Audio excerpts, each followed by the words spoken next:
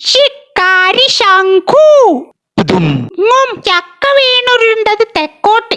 ചെറിയ കുഴപ്പമുണ്ട്. ചക്ക വീഴുന്നത് നോക്കി ഭാവി പറയുന്ന ആളാ. വീണ ചക്ക തെക്കോട്ടുരുണ്ടാൽ കാള കുത്തും നിശ്ചയം എന്നാ പ്രമാണം. അയ്യോ, എനിക്കൊരു യാത്രയുണ്ട്. കാളയെ കണ്ടാൽ മാറുക, ഇല്ലെങ്കിൽ കാള ചക്ക ഉരുട്ടും പോലെ ഉരുട്ടും. ശിക്കാരി കൂടെ വരണം. നാശം, ആ ചക്ക വടക്കോട്ടിരുണ്ടാൽ മതിയായിരുന്നു. അങ്ങനെ ഞങ്ങൾ യാത്ര തുടങ്ങി. സുഖു കുറെ മുന്നിൽ നടന്നോ. വഴിയിൽ കാളയെ കണ്ടാൽ തിരികെ വന്നു പറയണം. ഓ ശരി. കുറച്ചു ദൂരം നടന്നതും തലവാ നിൽ. ഒരു മുട്ടൻ കാള മരച്ചുവട്ടിൽ നിൽക്കുന്നു. ശിക്കാരി അവനെ ഓടിക്ക്, എന്നിട്ടേ ഞാൻ ഇനി മുന്നോട്ടുള്ളൂ. ഞാൻ സംഭവ സ്ഥലത്തെത്തി. ഒന്ന് എഴുന്നേറ്റ് പോയി തരാമോ? ഹ്രും. കാള എഴുന്നേറ്റ് വേണ്ടത് ചെയ്തു. ചക്കലക്ഷണക്കാരൻ പറഞ്ഞത് സത്യമായി. ഹൗ ഭാഗ്യം. ആ ഭാഗ്യം അധിക നേരം നീണ്ടു നിന്നില്ല. അമ്മച്ചിയേ.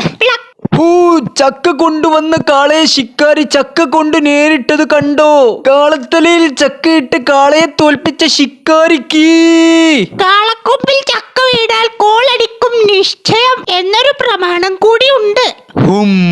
പാതിരാവ് പുലരാകുമ്പോൾ എന്റെ നെടുമ്പാലം ഞാൻ കപ്പലാക്ക്.